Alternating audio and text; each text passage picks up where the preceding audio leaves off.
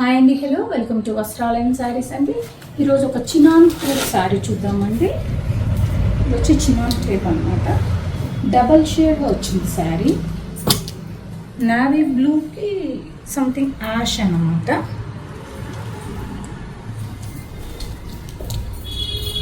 పళ్ళు అండి, ఇది షార్ట్ పళ్ళు బట్ గ్రాండ్గా ఉంటుంది.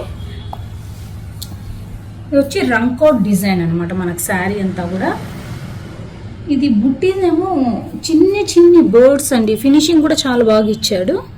చిన్ని చిన్ని బర్డ్స్. అదే బార్డర్లో మనకి బర్డ్స్ వస్తుంది. బార్డర్ అంతా అలా